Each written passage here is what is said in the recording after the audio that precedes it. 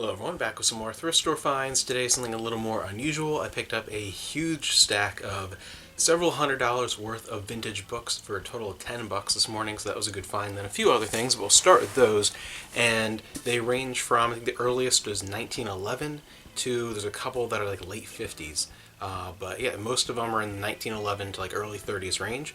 Bari, son of Kazan, and just wildly different books. Black Friday, just a big variety, a little bit of varied condition. The ages, of course, a bad hue, not the Borg.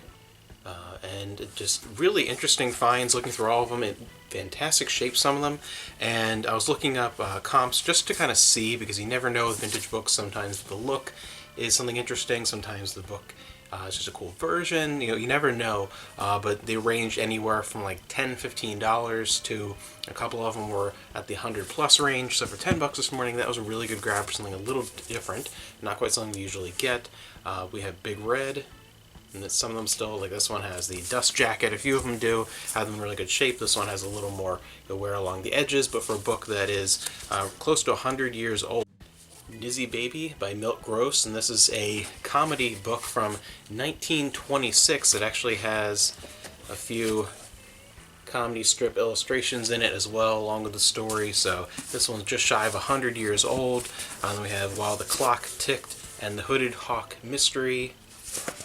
One of the, probably, I think this is the most recent one in the whole group. Alfred Hitchcock and the Three Investigators. This one, Tales of a Traveler by Irving. This one's missing the dust jacket, but still is worth grabbing. The Alaskan, Nomads of the North. The only one that was a library edition, the one sci-fi one that I found, The Beyond. This one was the one library edition that I found, as withdrawn, but still was one that I wanted to grab. It was interesting. One of the few that's more something that I would even look at, and definitely was still worth grabbing for the age and the look. This one's 1966.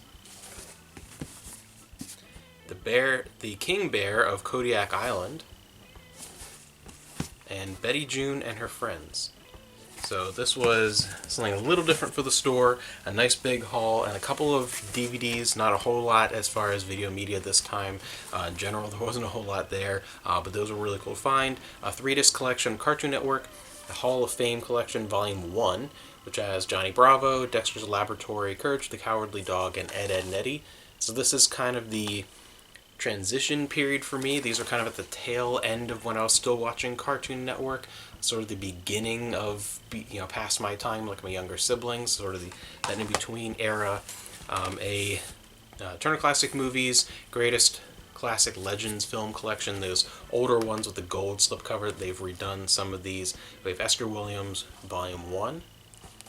A 4-film collection, and I'll have to see, this was in the bargain bins, if this is worth, I'm going to watch it, see what's worth adding to the collection, or if it's just either going out for sale or the trash, whatever. It was just like 10 cents or less even by weight. But Marilyn Monroe, the story of her iconic life, a documentary, a bunch of film clips, and a picture gallery. So we'll see if this is anything decent. I mean, I already have 6 or 7 different Marilyn documentaries on different formats, so we'll see if this is one worth adding to the collection, or if this is just going to be chucked. We'll see what the quality is on that. But again, that's one thing I love about finding random stuff like that, like movies and stuff in the bargain bins. You can check them out and not really feel bad about it, not really spending a lot of money. So that was this morning's find. I'll see you in the next video.